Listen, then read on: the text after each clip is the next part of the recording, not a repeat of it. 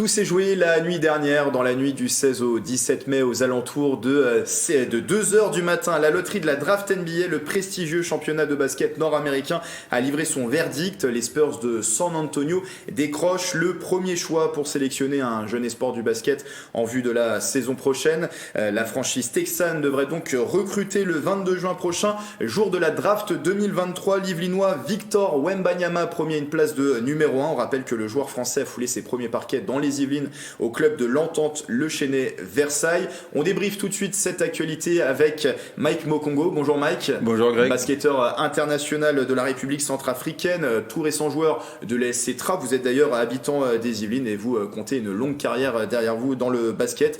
Un club, pour citer, par lequel vous êtes passé, celui de Monaco, qui a une actualité européenne en ce moment, et vous êtes aussi quelque part le consultant basket de TV78 puisque vous intervenez très régulièrement dans l'émission Si on parle sport. Alors pour le grand public, de voir Victor Wembanyama rejoindre très probablement les Spurs, ça évoque tout de suite le nom de Tony Parker, la légende du basket français qui a gagné avec l'équipe texane 4 titres de NBA. Il y a évolué pendant près de 20 ans. Boris Diaw aussi a joué du côté des Spurs entre 2011 et 2016.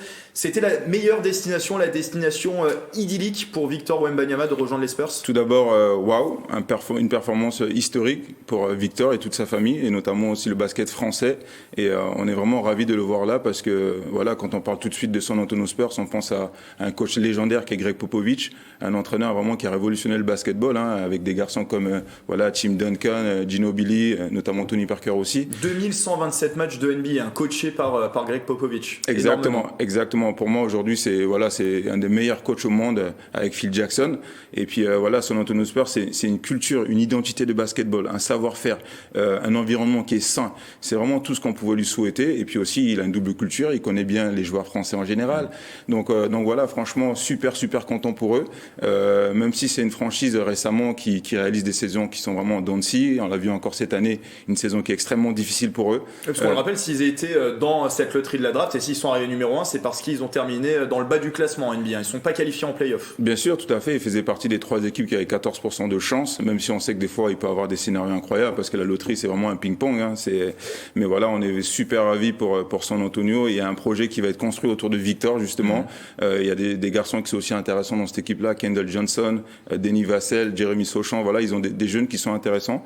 Après, va falloir voir est-ce que Popovich va continuer ou pas. Il y a aussi des suspicions un petit peu autour de ça. Mais voilà, moi, je pense qu'il va continuer à coacher jusqu'à 90 ans, étant donné que Victor, il sera là. Donc, ça sera sympa. Oui, plus de 70 ans pour Greg Popovich, qui a quand même aussi, qui est connu pour avoir une capacité à faire progresser les joueurs en NBA. D'ailleurs, on peut citer aussi 2 noms qui sont passés du côté des Spurs, puisque les Spurs avaient déjà eu le choix numéro 1 de la draft en 87 et en 97. Il y avait eu David Robinson et Tim Duncan, 2 grands champions, tous les 2 titrés en NBA, qui ont été tous les 2 MVP et qui figurent aujourd'hui au Hall of Fame. Ça n'augure que des bonnes choses pour Victor Wembanyama. Là, vous le dites en plus, a priori, au vu des récentes prestations des Spurs, il va être placé au centre du projet.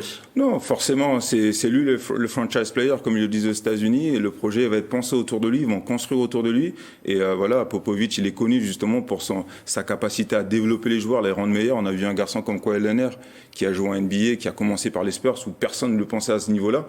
Et donc voilà, moi je pense que c'est ce qu'il faut, c'est ce qu'il fallait pour lui.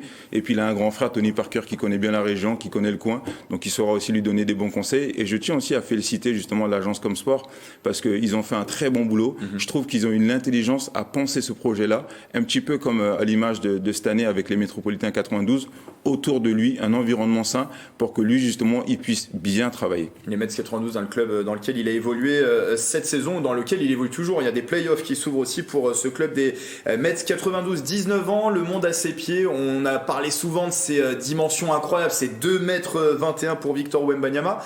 Est-ce qu'il a les clés pour réussir? Est-ce que c'est pas une montagne trop grande pour lui, cette NBA?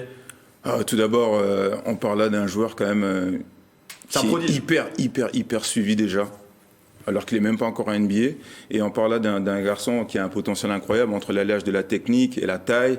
Et on sait que voilà, c'est un garçon qui a des attributs de joueur extérieur. Il est vite, il est délié, il dribble bien, il est capable de tirer. Il a vraiment tout pour lui, au fait. Hein. Ça fait de lui un basketteur vraiment hybride. Et on le compare beaucoup à des garçons comme Kevin Durant, Dirk Nowitzki.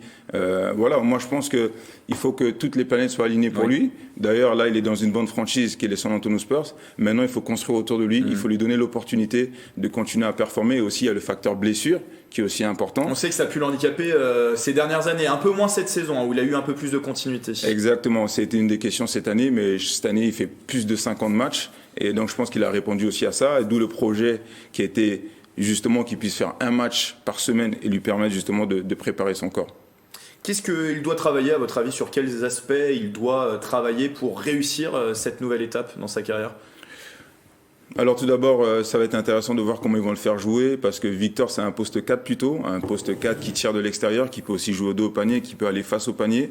Donc ça serait important pour lui de prendre un petit peu de masse, parce que de temps en temps, je pense que dans la NBA moderne, il va des fois passer poste 5.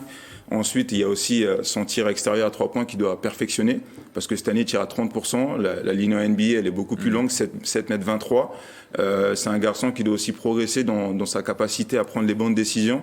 Donc voilà, et puis après, c'est difficile à dire quand tu fais une saison aussi incroyable comme il fait, mais je pense que voilà, il a tout pour lui pour réaliser une belle saison. On lui souhaite en tout cas de pleine réussite dans cette nouvelle étape de la NBA. La draft, c'est le 22 juin prochain, normalement, hein, sauf grande surprise, donc Victor Wembanyama qui devrait rejoindre les Spurs de San Antonio. Sa saison n'est pas terminée, hein, puisque je le disais, il y a les playoffs avec les Mets 92 qui seront opposés à Cholet pour les playoffs de cette Pro A de basket. Merci beaucoup Mike d'avoir parlé de cette actualité avec moi. Merci beaucoup à vous aussi, et j'ai bien envie de finir sur une dernière chose. Allez-y. Je voudrais encore féliciter mon ami Alain Weiss, qui fait partie des hommes importants au club de Métropolitains, qui ont fait un bon boulot autour de Victor. Féliciter aussi Bouna Ndiaye, qui est son agent.